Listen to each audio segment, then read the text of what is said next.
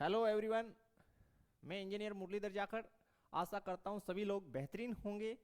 और आज हम स्टार्ट करते हैं क्लास 12th एनसीईआरटी का चैप्टर फर्स्ट, संबंध एवं फलन। तो सबसे पहले स्टूडेंट हम लोग इसका बेसिक पढ़ेंगे one by one, and then हम इसके एग्जांपल्स और क्वेश्चन सोल्व करेंगे। आज का जो लेक्चर है आप लोगों के लिए बहुत ही स्पेशल होने वाला है, क्योंकि जितने भी आपके बेसिक कंसेप्ट हैं 1.1 से संबंधित वो आज के वीडियो में क्लियर होने वाले हैं। तो चलिए स्टार्ट करते हैं संबंध से।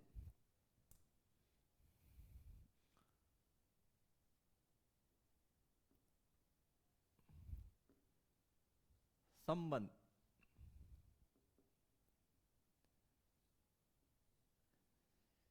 देखिए, संबंध बेसिकली होता क्या है। तो संबंध का जो डेफिनेशन है वो है कि दो एरिक्त समुच्चयों के जो एलिमेंट्स हैं, एलिमेंट्स का मतलब अवयव, वो एक दूसरे से मैथमेटिकली किस रूप से कनेक्टेड है उसे संबंध द्वारा दर्शाया जाता है। तो मैं सबसे पहले डेफिनेशन राइट करता हूं और फिर डेफिनेशन को कुछ एग्जांपल लेता हूं और उनकी सहायता से समझाने का प्रयास करता हूं। दो अरिक्त समुच्चयों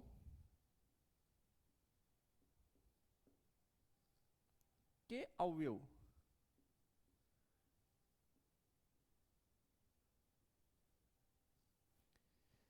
एक दूसरे से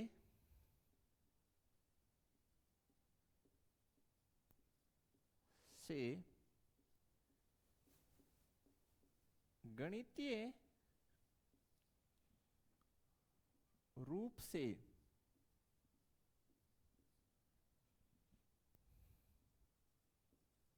किस प्रकार कनेक्टेड हैं, इसे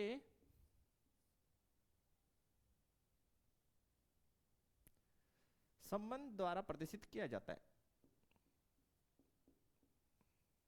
संबंध द्वारा प्रदर्शित किया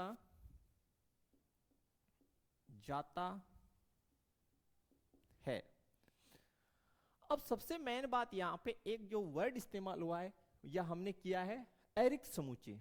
तो इसके बारे में हम लोग कक्षा 11 में पहले पढ़ चुके हैं, फिर से मैं रिपीट कर देता हूं कि वह समुच्चय जिसमें नंबर ऑफ एलिमेंट्स जीरो हो रिक्त कहलाता है, यानी उसको हम एम्प्टी सेट कहते हैं।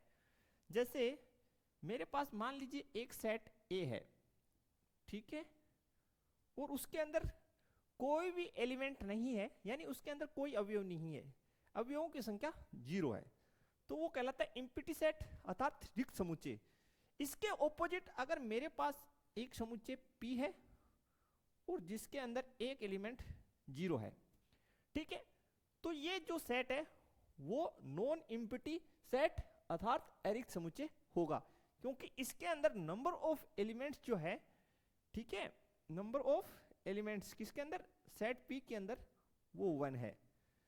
तो यहां पे जो वर्ड इस्तेमाल हुआ है एरिक्त समुच्चय, इसका मतलब ऐसा समुच्चय जिसमें नंबर ऑफ एलिमेंट्स जीरो ना हो अर्थात वो ब्लैंक ना हो, ठीक है। वो हमने लिखा है कि दो एरिक्त समुच्चयों के जो एलिमेंट्स हैं वो एक दूसरे से किस प्रकार से कनेक्टेड होते हैं, उनको मैथमेटिकली प्रदर्शित करने का जो तरीका है वही संबंध के द्वारा प्रदर्शित किया जाता है। तो इसको भी हम लोग एक एग्जांपल लेते हैं और समझने का प्रयास करते हैं। यहां पे हम लोग एक उदाहरण लेते हैं और समझने का प्रयास करते हैं, ठीक है। मान लीजिए मेरे पास एक सेट समुच्चय ए है जिसके एलिमेंट 1 2 3 4 और 5 है। ये मेरा एक सेट ए है जिसके अंदर ये एलिमेंट्स हैं।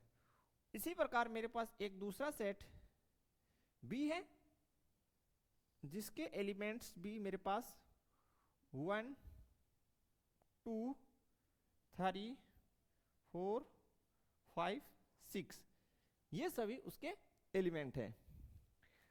अब जो हमारा संबंध है अर्थात रिलेशन, संबंध को हम इंग्लिश में रिलेशन कहते हैं, वो जो है वो समुच्चय ए से बी में परिभाषित है। अब जो ये मैंने बात बोली कि संबंध समुच्चय ए से बी में परिभाषित है, वो किस प्रकार हम लिखेंगे? तो संबंध को हम इंग्लिश में रिलेशन बोलते हैं, तो आर से दर्शाते हैं। तो संबंध आर इस प्रकार है, ये जो मैंने दो पॉइंट्स लगाए इनको पढ़ेंगे इस प्रकार या इंग्लिश में पढ़ेंगे सच दैट। तो रिलेशन सच दैट यानी रिलेशन इस प्रकार है, कैसे है? वो सेट ए से बी में डिफाइन है। तो यहां पे इसको बात को मैथमेटिकली इस प्रकार लिखेंगे ए से बी में, ठीक है? कि संबंध आर सच दैट किस प्रकार डिफाइन है? सेट ए टू बी यानी संबंध आर समुच्चय ए से बी में परिभाषित है। इसको हम हिंदी में ऐसे पढ़ सकते हैं और इंग्लिश में कि relation R define such that set A to B. अब देखिए, मान लीजिए मेरा जो है सेट ए, उसके एलिमेंट एक का संबंध मैंने 2 से कर रखा है और 2 का संबंध मैंने 3 से कर रखा है, 3 का मैंने 4 से कर रखा है और 4 का मैंने संबंध 5 से बना रखा है और 5 का मैंने 6 से बना रखा है, ठीक है? अब जो संबंध है उसको हम 2 प्रकार से दर्शा सकते हैं, यानी उसको जो है दर्शाने की या डिफाइन करने के हमारे पास 2 मेथड है। एक है रोस्टर रूप और दूसरा है समुच्चय निर्माण रूप। दोनों को हम 1 बाय 1 समझने का प्रयास करते हैं। फर्स्ट मेरे पास है रोस्टर रूप, ठीक है? अब रोस्टर रूप में जो हमारा ये संबंध है आर, इसको हम किस प्रकार लिखेंगे? तो सबसे खास बात यह है कि संबंध को हम सदैव मंझले कोष्टक में लिखेंगे समुच्चय की तरह, ठीक है? क्योंकि संबंध एक प्रकार का समुच्चय ही है, ठीक है? तो संबंध को हम रोस्टर रूप में जब लिखेंगे तो उसे मंझले कोष्टक में लिखेंगे। अब आगे बात आती है कि समुच्चय ए का जो एलिमेंट 1 है वो 2 से कनेक्टेड है, तो इसके जो युग्म बनेंगे पेयर वो किस प्रकार बनेंगे? देखिए कि 1,2। सबसे खास बात आपको यहां पे ये ध्यान रखनी है कि जितने भी पेयर्स आप बनेंगे या बनाओगे यहां, उनको छोटे कोष्टक में लिखना है और उनका पृथक्करण कोमा से करना है। इसके अलावा जितने भी युग्म बनेंगे वो भी आपस में कोमा से पृथक होंगे।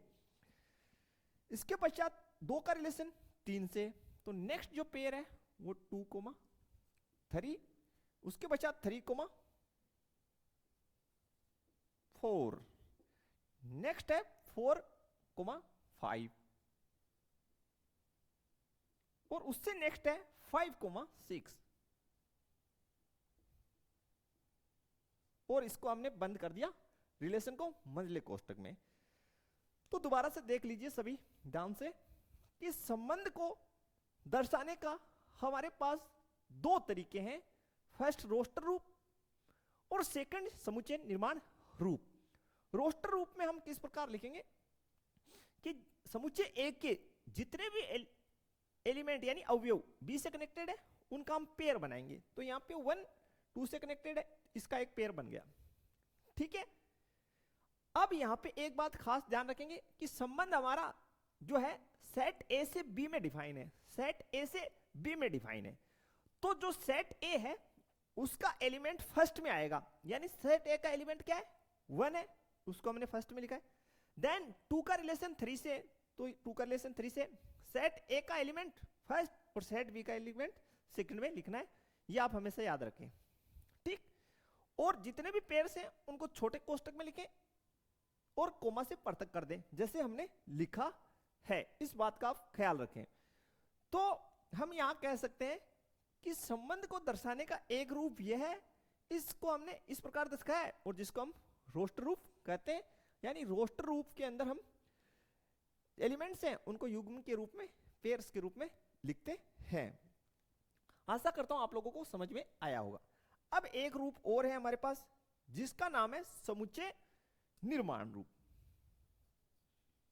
तो वो है समुच्चय निर्माण रूप। समुच्चय निर्माण रूप, देखिए स्टूडेंट बहुत ही ध्यान से हम देखेंगे कि सेट ए के जितने भी एलिमेंट हैं अगर हम उनको किसी यानी चर से दर्शा दें, यानी चर का मतलब एक्स वाई जेड यानी स्मॉल अल्फाबेट से, सेट ए के जितने भी एलिमेंट्स हैं उनको हम कंबाइंडली ये मान लें कि वो एक्स है, ठीक है, यानी उनको हम संयुक्त रूप से मान लें कि वो एक्स है। यानी एक्स किसको दर्शा रहा है? समुच्चय ए के एलिमेंट्स को। और अगर हम समुच्चय बी के जितने भी एलिमेंट्स हैं उनको मान लें कि उनको हमने वाई से दर्शाया, ठीक है। अब यहां पे हम गौर से देखते हैं कि समुच्चय बी के जितने भी एलिमेंट्स हैं जो आपस में कनेक्टेड हैं उनमें क्या संबंध है? समुच्चय बी का जो एलिमेंट है वो समुच्चय ए के एलिमेंट से एक ज्यादा है। समुच्चय बी का जो एलिमेंट है वो जो कनेक्टेड है उन्हीं की बात हो रही है, जो कनेक्टेड है उन्हीं की बात हो रही है कि समुच्चय बी का जो एलिमेंट है वो ए से एक अधिक है। इसका मतलब जो y है वो अपना क्या हो जाएगा? वो x प्लस 1 हो जाएगा। क्यों? y किस प्रकार है कि वो x से एक अधिक ही है। अब इसको हम मैथमेटिकली कैसे लिखेंगे? तो यहां पे लिखेंगे संबंध r, और संबंध को हमेशा आपको मंझले कोष्टक में ही दर्शाना है। जैसा कि यहां पे आप देख पा रहे हैं कि यहां पे जो एलिमेंट्स हैं वो पेयर के रूप में, तो यहां पे भी पेयर के रूप में होंगे, बस लिखने का तरीका चेंज हो जाएगा। तो लिखेंगे कैसे? फर्स्ट कि x कोमा y किस प्रकार है। अब यहां पे लिखेंगे x कोमा y इस प्रकार है, ठीक है। किस प्रकार है? y is equal to x plus 1, कि y इज इक्वल टू क्या है? x प्लस 1 है। दूसरी बात, यहां पे मैं एक सिंबल इस्तेमाल कर रहा हूं जिसको पढ़ेंगे वेयर, जहां पर सभी स्मॉल x किससे संबंधित है? सेट ए से। तो लिखेंगे where all values of small a, जहां पर स्मॉल ए के सभी मान संबंधित हैं किससे? सेट ए से। और स्मॉल y के सभी मान यानी स्मॉल y के सभी मान बिलोंग करते हैं किससे? सेट बी से, ठीक है। इस प्रकार हम लिखेंगे। दोबारा से इसको हम समझाने का प्रयास करते हैं आपको कि हमारे पास जो संबंध है उसको दर्शाने की एक अन्य विधि है जिसका नाम है समुच्चय निर्माण रूप। अब हम लोग सबसे पहले यहां पे जो युग्म है उसको लिखा x कोमा वाई, कि x कोमा वाई इस प्रकार है कि y का वैल्यू x से एक अधिक है, ठीक। दूसरी बात, x और y हैं क्या? तो मैंने आपको बताया कि x जो है स्मॉल x, उसके सभी मान समुच्चय ए से संबंधित है और स्मॉल y के सभी मान समुच्चय बी में से लिए गए हैं, ठीक है। तो बोलेंगे कैसे? वेयर यानी जहां all values of small a belong to A यानी सेट ए, ठीक है। कैसे बोलेंगे? जहां x के सभी मान सेट ए में से लिए गए और y के सभी मान सेट बी में से लिए गए हैं, ठीक है। शायद मेरे से यहां ए बोला गया हो स्मॉल ए, वो गलती से, उसको आप रेक्टिफाई कर लेना कि सभी स्मॉल x की सभी वैल्यूज सेट ए में से और स्मॉल y की सभी वैल्यूज सेट बी में से, और ये जो सिंबल है वो बिलोंग करना यानी संबंधित है उससे दर्शाता है, ठीक है। और इसको पढ़ेंगे वेयर और ये बिलोंग। तो ये बेसिक दो तरीके हैं संबंध को दर्शाने के। अब हम लोग यहां पे एक एग्जांपल और लेते हैं और इसे पुनः समझने का प्रयास करते हैं। तो देखिए नेक्स्ट एग्जांपल हम और ले लेंगे यहां पे एक, और उसको समझने का प्रयास करेंगे।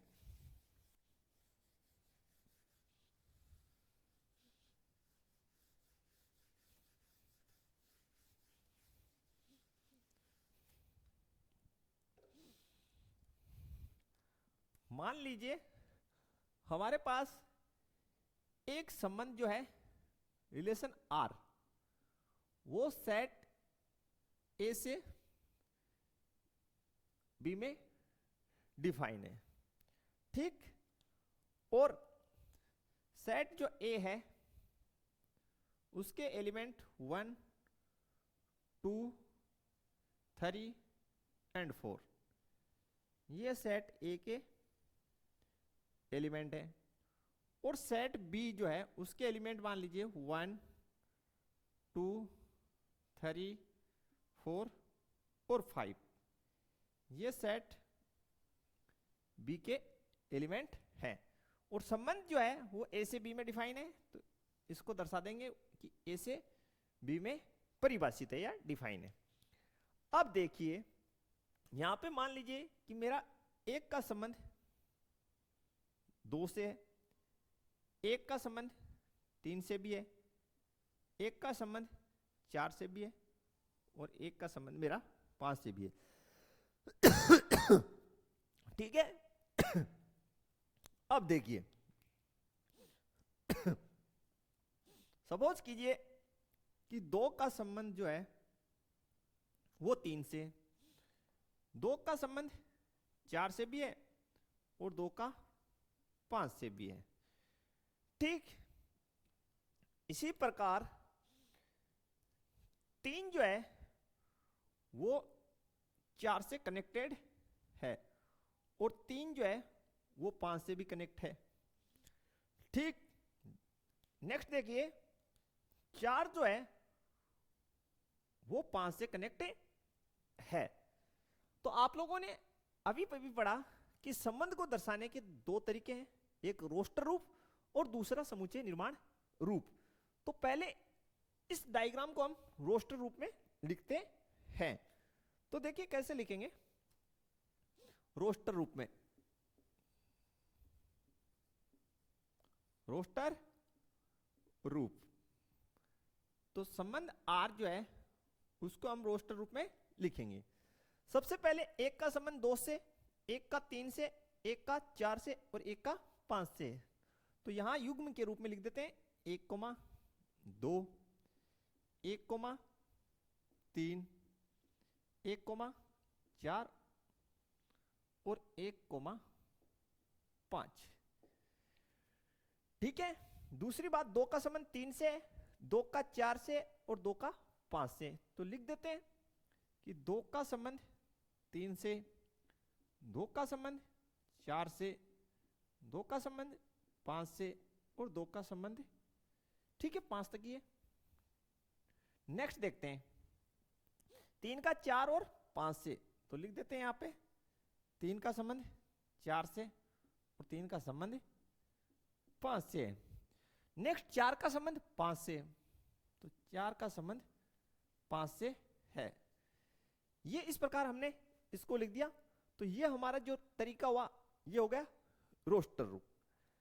अब रोस्टर रूप तो इजीली हमने लिख दिया, और रोस्टर रूप में किसी संबंध को लिखना बहुत ज्यादा इजी रहता है, और कथन के रूप में यानी समुच्चय निर्माण रूप में लिखना स्टेटमेंट टाइप वो थोड़ा सा क्रिटिकल रहता है, लेकिन इतना मुश्किल नहीं है। तो देखिए समुच्चय निर्माण रूप में कैसे लिखेंगे। समुच्चय निर्माण रूप, देखिए समुच्चय निर्माण रूप में अगर सेट ए के जितने भी एलिमेंट्स हैं उनको मैं स्मॉल एक्स से डिनोट कर दूं यानी प्रदर्शित कर दूं, और समुच्चय बी के जो जितने भी एलिमेंट्स हैं उनको मैं वाई से दर्शा दूं। तो यहां पे क्या संबंध हो सकता है? अगर हम देखें तो यहां पे जो हमने संबंध बनाया है वो है कि y is greater than x, ठीक है। y की वैल्यूज बड़ी है किससे? x से। बिल्कुल यही संबंध है। तो सबसे पहले हम इनको किस में लिखेंगे? पेयर के रूप में, कि x, y इस प्रकार है, x, y इस प्रकार है। किस प्रकार है? कि y का मान बड़ा है किससे? x से। तो यहां लिख देंगे y is greater than x, ठीक है।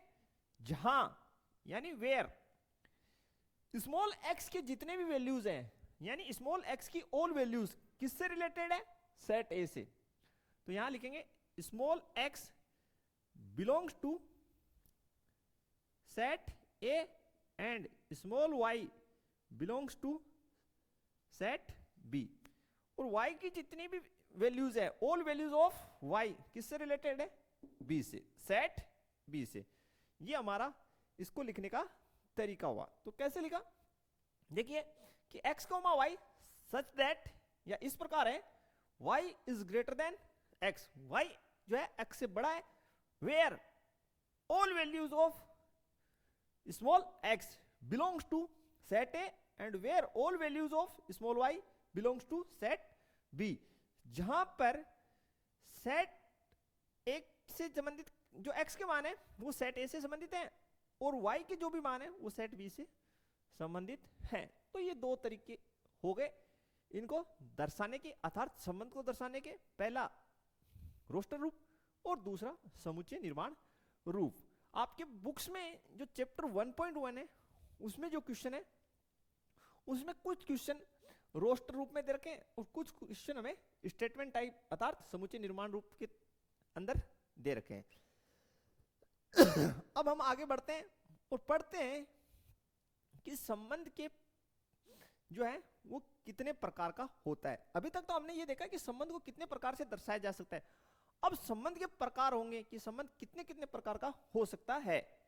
तो स्टार्ट करते हैं पढ़ना।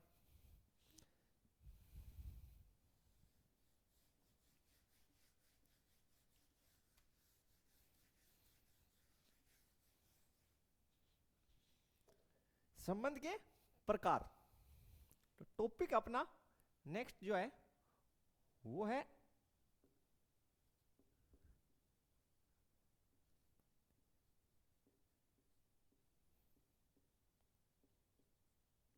संबंध के प्रकार। देखिए संबंध के प्रकार पढ़ने से पहले यहां पे एक बात मैं आपको क्लियर कर देता हूं कि कक्षा 12 के स्तर पे जो हम संबंधों का प्रकार पढ़ेंगे उनमें हम उन्हीं संबंधों की बात करेंगे जो स्वयं से स्वयं में परिभाषित हो। अब स्वयं से स्वयं में परिभाषित होने का मतलब क्या है कि हम केवल इस प्रकार के संबंधों का अध्ययन करेंगे, जैसे संबंध R जो है वो जैसे सेट A से A में डिफाइन हो, या संबंध जो R है वो अन्य किसी सेट जैसे मान लीजिए P है तो P से P में डिफाइन हो। तो कक्षा 12 के स्तर पर हम केवल उन्हीं संबंधों की बात करेंगे जो स्वयं से स्वयं में परिभाषित हो। अब आगे बात करते हैं कि जो संबंध है जो कक्षा 12 के स्तर पे हमें बात अध्ययन करना है उनमें फर्स्ट है समतुल्य संबंध। समतुल्य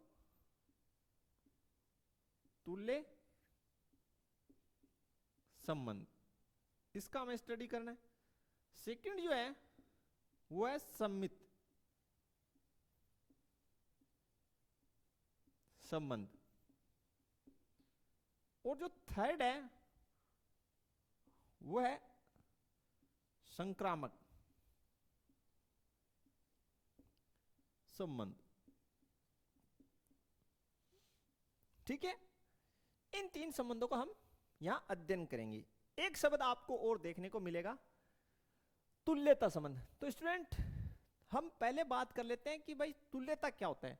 अगर हम किसी संबंध को समतुल्य सिद्ध कर दें और ये सिद्ध कर दें कि वो संबंध सम्मित भी है संक्रामक भी है, यानी अगर कोई संबंध समतुल्य, सम्मित और संक्रामक तीनों हो, ठीक है, देन वो तुल्यता संबंध कहलाएगा।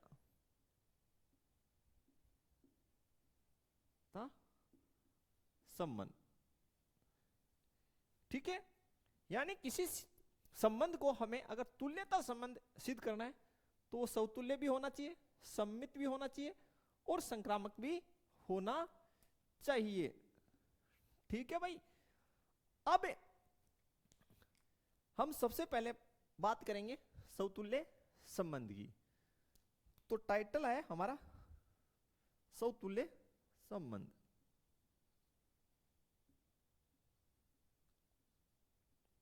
तुल्य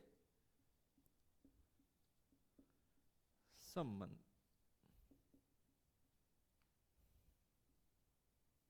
अब यहां पे मैं कुछ मान लीजिए मेरे पास एक सेट ए है और जिसके एलिमेंट मेरे पास जो है, मैंने सेट ए लिया है, उसके एलिमेंट है मेरे पास 1 2 और 3। ठीक है, और आपने यहीं पे डिस्कस कर लिया कि कक्षा 12 के स्तर पे जो भी हम संबंध पढ़ेंगे समतुल्य, सममित, संक्रामक, वो वही संबंधों का अध्ययन करेंगे जो स्वयं से स्वयं में परिभाषित हैं। तो जो संबंध है वो आर, वो सेट ए से ए में डिफाइन है। अब कोई संबंध समतुल्य संबंध कब होगा, तो वो आपको मैं डायग्राम बना के बताता हूं। ये सेट ए है मेरे पास जिसके एलिमेंट 1 2 एंड 3 है, और ये भी मेरे पास सेट ए ही है। ठीक है, 1 2 3।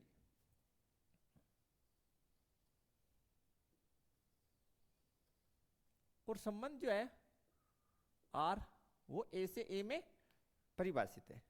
ठीक है स्टूडेंट्स, ध्यान से देखेंगे, अगर सेट ए के जितने भी अवयव हों, ठीक है, जितने भी अवयव, तो यहां पे 3 अवयव है, 1 2 और 3। नंबर ऑफ एलिमेंट्स कितने हैं सेट ए में? 3 है। अगर सेट ए के जितने भी एलिमेंट्स हैं उनका संबंध खुद से हो, यानी कहने का मतलब है कि एक जो है वो एक से संबंधित हो, दो दो से संबंधित हो, और तीन से संबंधित हो, यानी सेट ए के सभी एलिमेंट्स का खुद में संबंध होना चाहिए, कोई भी छूटना नहीं चाहिए, तब तो वो संबंध समतुल्य होगा। तो ये जो संबंध है वो पहली बात समतुल्य है। ठीक है, अब आपके दिमाग में ये बात आ सकती है कि सर खुद का खुद से, ये तो अच्छी बात है, लेकिन अगर एक का 2 से हो, एक का 3 से हो, तो भी क्या ये समतुल्य होगा? बिल्कुल ये समतुल्य होगा। यानी इसका एक का खुद से होना चाहिए, बाकी औरों से भी हो सकता है। तो मैं इसको बना के बता देता हूं कि ऐसा भी हो सकता है।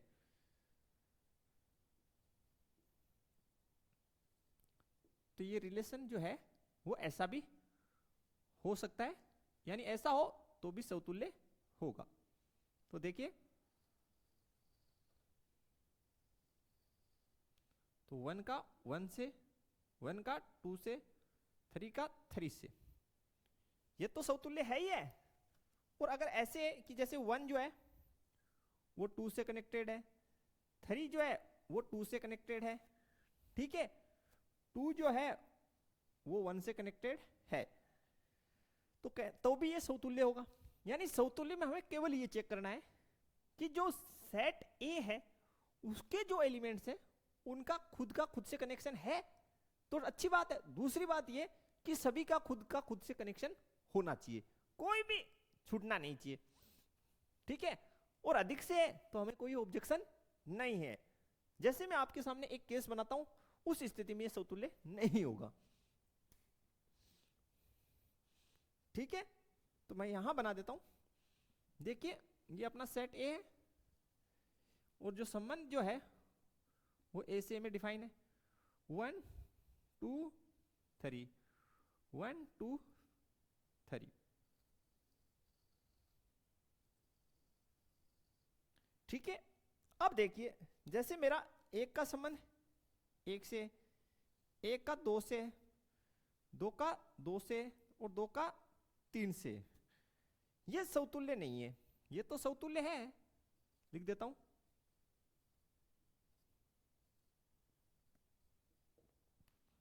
और यहां लिख देता हूं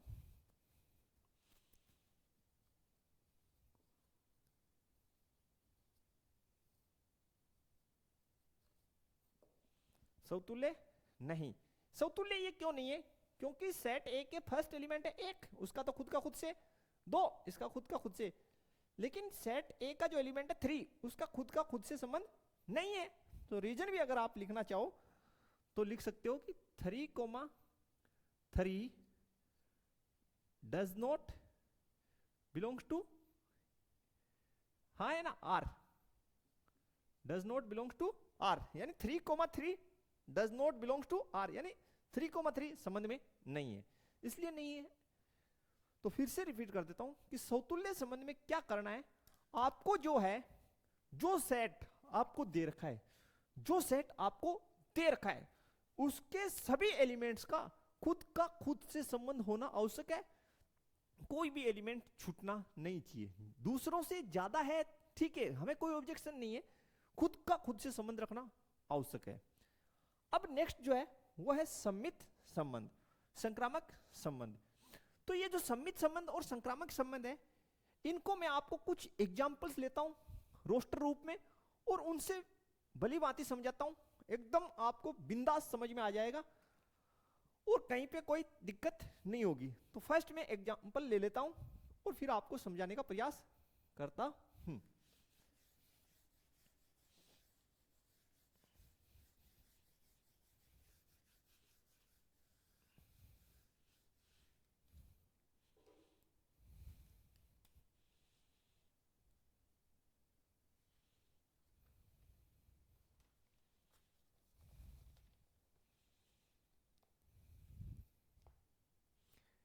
मेरे पास एग्जाम्पल है, फर्स्ट एग्जाम्पल मान लीजिए, मेरे पास एग्जाम्पल जो मैं ले रहा हूं उसके अंदर एक सेट है ए और उसके जो एलिमेंट है वो है 1, 2 और 3 और जो संबंध आर जो है वो ए से ए में डिफाइन है।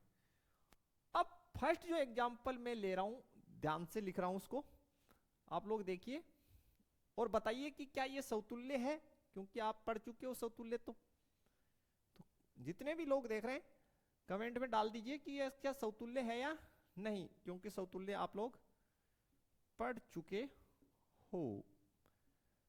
1 बाय 1 चेक करिए और कमेंट बॉक्स में लिखते चलिए। दूसरा जो एग्जाम्पल हम लोग ले रहे हैं 1, 1, 1, 2, 2, 1, ठीक है। तीसरा जो है वो है 1, 2, 2, 1। थर्ड और फोर्थ में यहां लिख देता हूं फोर्थ एग्जांपल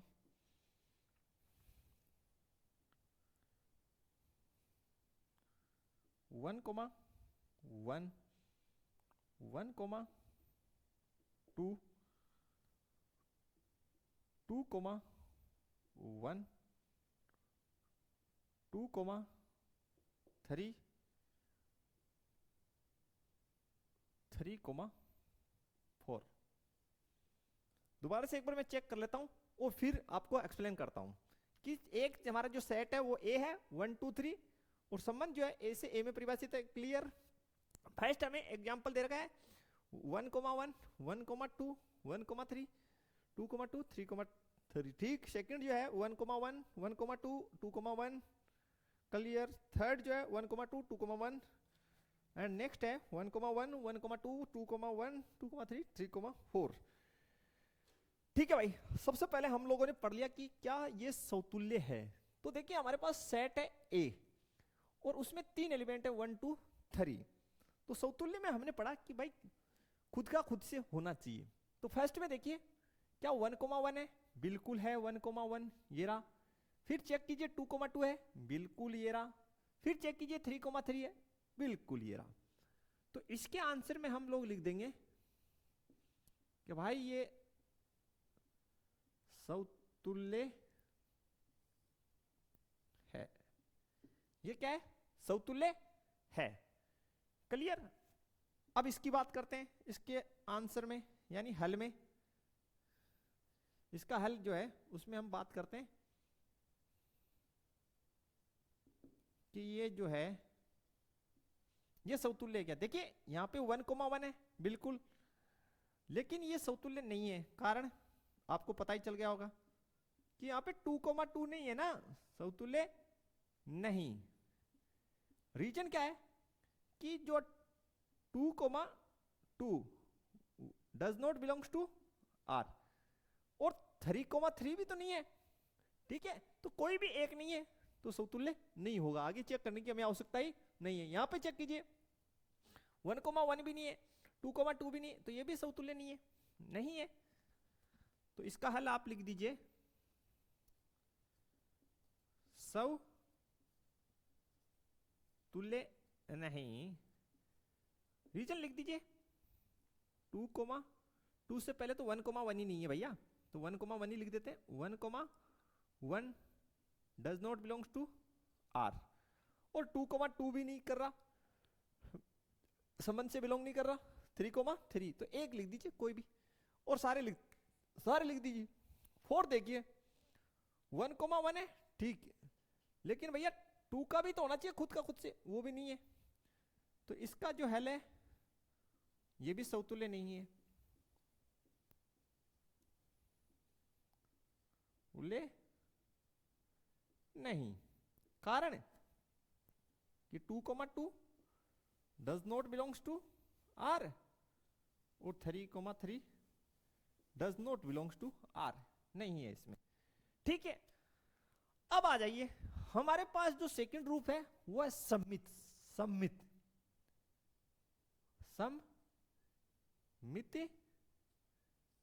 संबंध। अब हम बात करते हैं सम्मित संबंध की। सम्मिति संबंध की बहुत ही ध्यान से देखेंगे कि यहां पे जो सेट है ए, उसमें 1 2 3 3 एलिमेंट है, ठीक है, कोई बात नहीं। आपको जो फर्स्ट संबंध ये दे रखा है रोस्टर रूप में, आपको ये कैसे चेक करेंगे कि ये जो संबंध है जो रोस्टर रूप में हमें दे रखा है ये सम्मित है या नहीं। तो देखिए आपको क्या करना है, जितने भी आपके समतुल्य के केस हैं, ठीक है, उनको आपको चेक करने की सम्मित में आवश्यकता नहीं है, छोड़ दीजिए, सम्मित में कोई जरूरी नहीं, चेक नहीं करना। तो इसको मारो क्रॉस, इसको मारो क्रॉस, इसको मारो क्रॉस, ठीक है, आगे बढ़ो भाई, ठीक है। 1,2 फर्स्ट पेयर आ रहा है 1,2, अब इनको क्रॉस क्यों लगाया वो भी मैं बता दूंगा। 1,2 आपको इसका उल्टा चाहिए, यहां पे आप ये चेक करो कि संबंध में आपको जस्ट इसका रिवर्स 2,1 दे रखा है क्या, अगर दे रखा है तो ये सम्मित है, अदरवाइज नहीं है, ठीक है। अब समतुल्य वालों को मैंने काट इसलिए दिया कि मेरे पास 1,1 है, तो इसका उल्टा 1,1 का उल्टा तो 1,1 ही होगा, ठीक है, जो इसमें है। अब इसका उल्टा नहीं है पहली बात, यानी 2,1 संबंध में नहीं है, यानी does not belongs to R, तो आगे चेक करने की आवश्यकता ही नहीं है। और अगर किसी एक का भी उल्टा नहीं हुआ जो संबंध में दे रखा है, ठीक है, तो ये क्या नहीं होगा, सम्मित नहीं होगा। तो ये क्या नहीं है, सम्मित नहीं है, ठीक है। अब आगे चलो 1,1 ये तो समतुल्य का केस है, क्रॉस कर दीजिए। 1,2 इसका रिवर्स देखो 2,1, ठीक है, 2,1 का 1,2 बिल्कुल, तो ये क्या है, सम्मित है, सम्मित है, ठीक है। आपको जितने एलिमेंट्स इस रिलेशन में दे रखे हैं उन्हीं का उल्टा चेक करना है, ऐसे नहीं समतुल्य की तरह आप चेक करने बैठ जाओ कि भाई जितने एलिमेंट हैं उनका सभी का खुद से होना चाहिए। समतुल्य अलग केस है, सम्मित अलग है। तो सम्मित में आपको केवल उन्हीं का चेक करना है जो संबंध के अंदर दे रखे हैं उनका उल्टा। तो जैसे यहाँ पे 1,2 दे रखा है तो इसका उल्टा होना चाहिए, जो है इसका ये रहा, इसका तो खुद होता ही है, ठीक है। आगे आ चलो 1,2 इसका उल्टा 2,1 है मौजूद, तो ये क्या है, सम्मित है।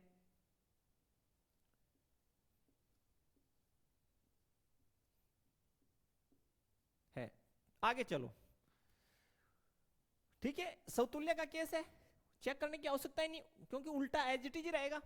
1,2 उल्टा 2,1, 2,1 1,2, ठीक है। 2,3 इसका 3,2 होता है, तो यहां पे 3,2 आपको संबंध में दिखाई दे रहा है, बिल्कुल नहीं, कहां है, यानी 2,3 का उल्टा 3,2 जो इसके अंदर है नहीं है, तो ये क्या है, सममित नहीं है।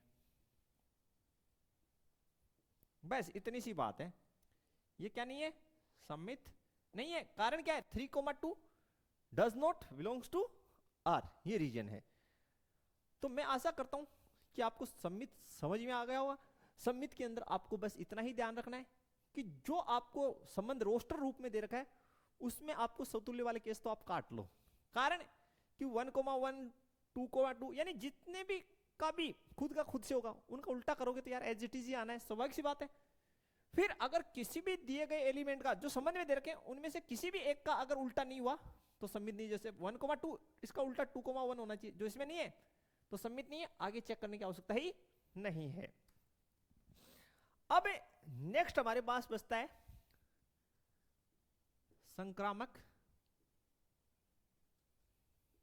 संबंध।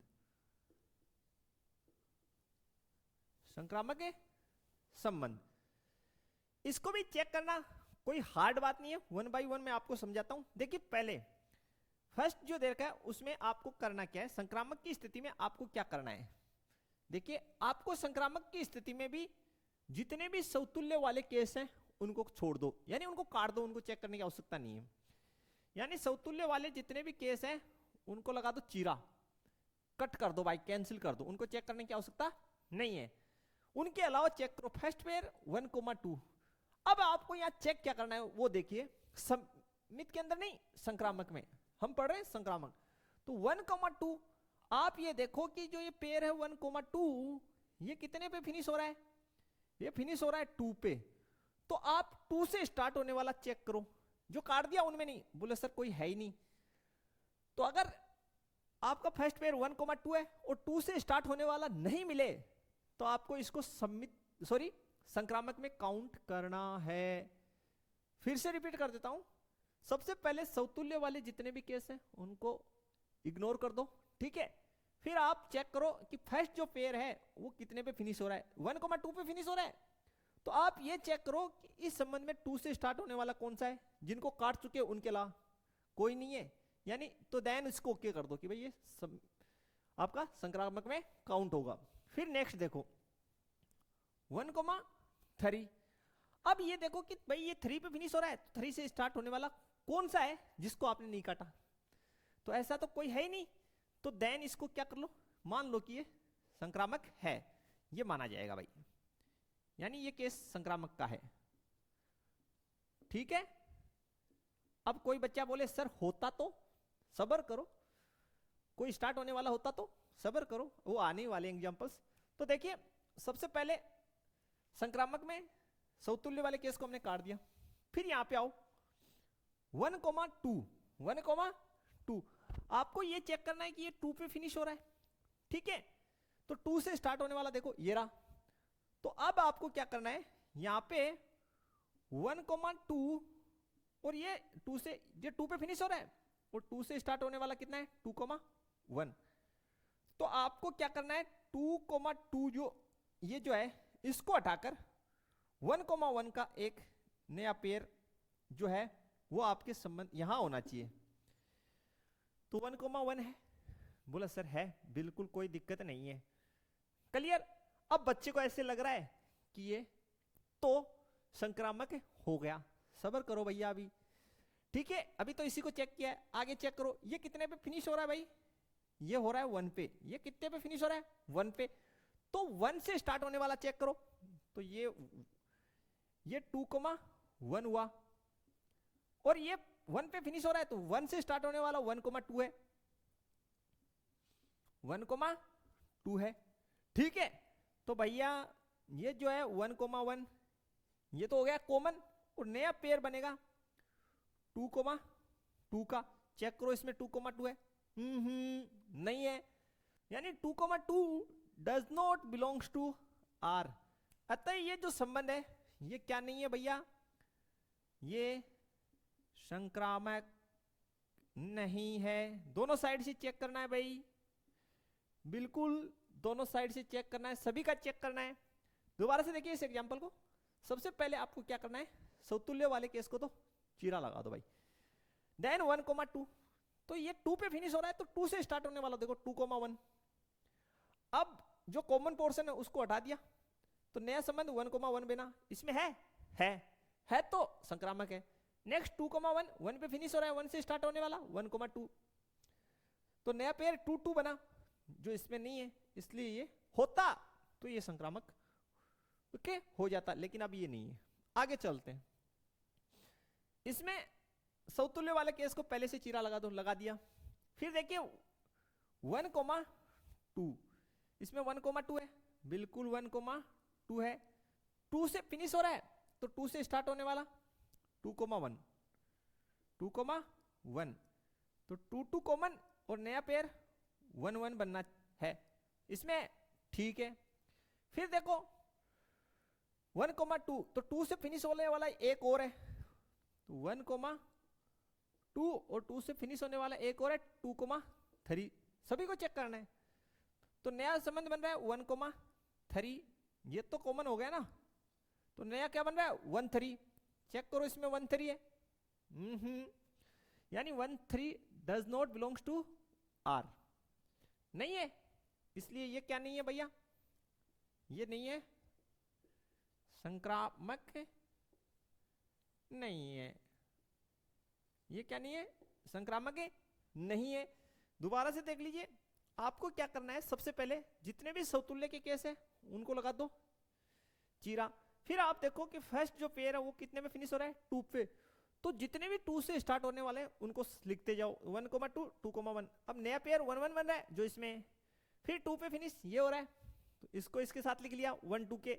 नया पेयर 1,3 बन रहा है, हाँ है ना, जो इसमें नहीं है, तो जहां पे भी फेल हो गए उसके आगे चेक करने की आवश्यकता नहीं, वहीं पे ये संक्रामक नहीं होगा। पास हो गया यानी ओके हो गया, तो देन नेक्स्ट 1 बाय 1 सभी को चेक करते जाओ। तो ये था अपना समतुल्य, सममित और संक्रामक। अब हम लोग, मैं आपको कुछ डेफिनेशंस और बताता हूं, जो है इनकी मैथमेटिकल डेफिनेशन जो बुक में आपके लिखी हुई है वो आपको बताता हूं। तो देखिए,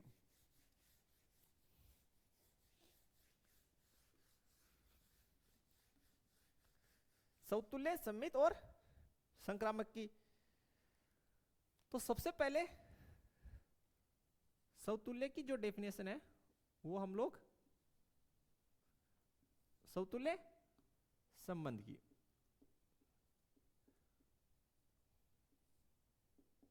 दूसरा जो है वह सममित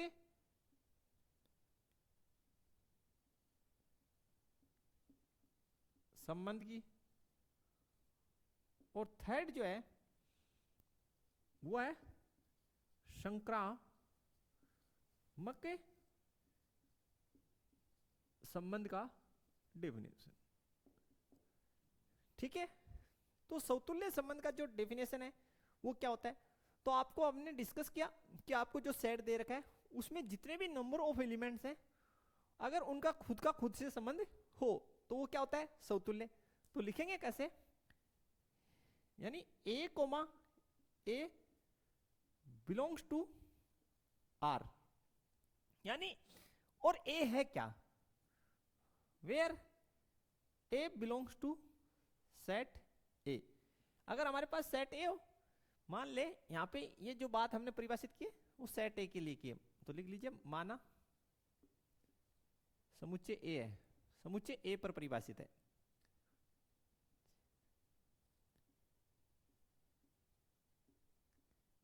ये हम किसके लिए परिभाषित कर रहे हैं, समुच्चय A के लिए। कुछ समुच्चय A के जितने भी एलिमेंट्स होंगे उनका खुद का खुद से कनेक्शन होना जरूरी है, यानी वो सारे के सारे संबंध में होने चाहिए। और जहां पे ये A जो है स्मॉल a, वो किसकी वैल्यू है, वो जो सेट A के एलिमेंट्स है उनको दर्शा रहा है। ठीक है, सममित संबंध में क्या होता है, इसमें हमने पढ़ा अभी अभी, यदि A, B belongs to R, कि भाई A, B संबंध में है, then B, A belongs to R। ठीक है, ए कोमा बी संबंध में है, तो बी कोमा ए भी किस में होना चाहिए, संबंध में होना चाहिए, यानी इसका रिवर्स भी संबंध में होना चाहिए। वेयर जहां ए कोमा बी बिलोंग्स है, यानी संबंधित है किससे, सेट ए से। ठीक है भाई, सेट ए के एलिमेंट है ए और बी। इसी प्रकार हमने पढ़ा कि भाई यदि a comma b belongs to R, हाँ है ना, तथा b comma C belongs to R, यानी हमने अभी पढ़ा ना कि अगर किसी संबंध में ए कोमा बी संबंध में है और बी से, ये जो ए कोमा बी है ये बी पे फिनिश हो रहा है, तो हम बी से स्टार्ट होने वाले चेक करते हैं, और हमें नया संबंध ए कोमा सी संबंध में मिलना चाहिए, तो देन हमें संबंध में क्या मिलना चाहिए, then A comma C belongs to R, ये भी संबंध में होना चाहिए, हाँ है ना, जहां where A comma B comma C संबंधित हैं किससे, सेट ए से। ये बेसिक डेफिनेशन है, ये आपको अच्छे से समझ आ गई होगी। अब एक छोटा सा पॉइंट मेरे से मिस हो गया, प्रांत, सह प्रांत और परिसर, वो भी मैं एक एग्जांपल लेके आपको क्लियर कर देता हूं।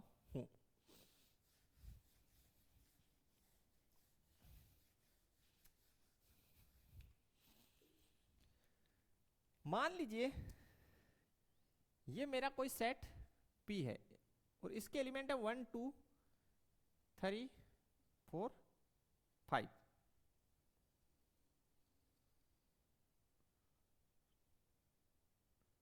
ठीक है, और ये मेरा सेट है कोई Q, और इसके जो एलिमेंट है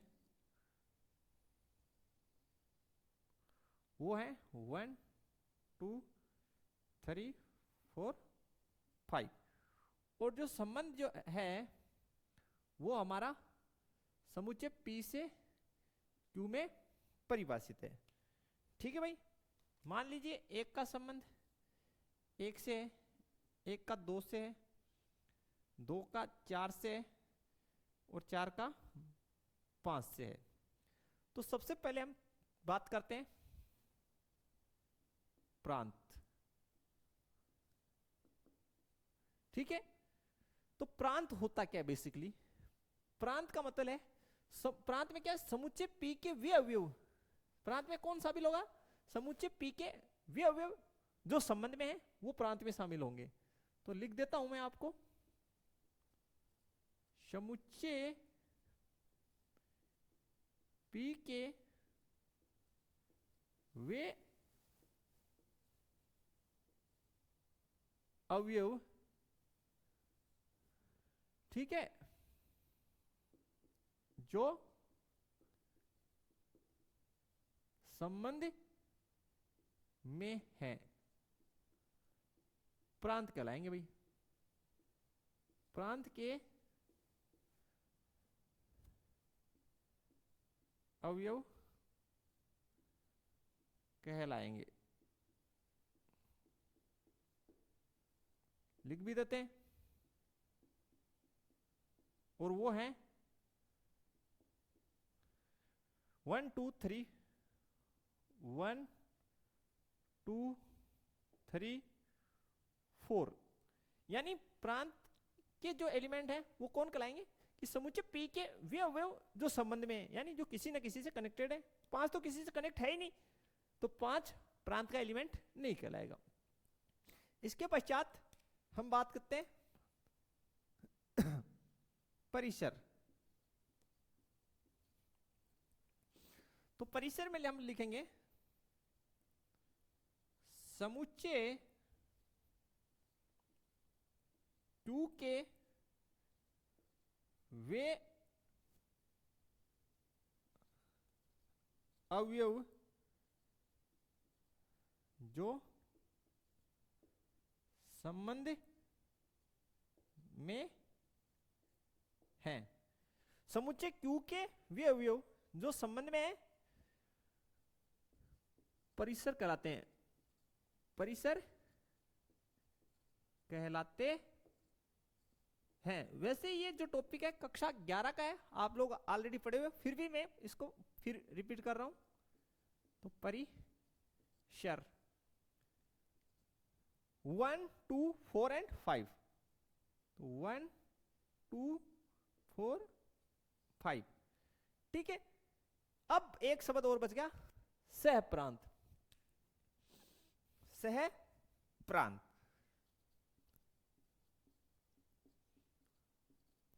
सह प्रांत का मतलब हो गया समुच्चय क्यू के अवयव। समुच्चय क्यू या समुच्चय क्यू जो है वो कंप्लीट जो समुच्चय क्यू है वो कहलाएगा सह प्रांत। समुच्चय क्यू यानी ये जो समुच्चय क्यू है 1 2 3 4 5, ये सारा का सारा क्या कहलाने वाला है, सह प्रांत।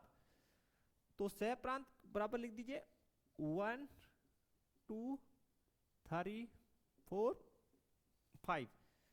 फिर से रिपीट कर देता हूं कि भाई हमारे पास एक संबंध P से Q में परिभाषित है। अब हम बात करते हैं प्रांत, परिसर और सह प्रांत की।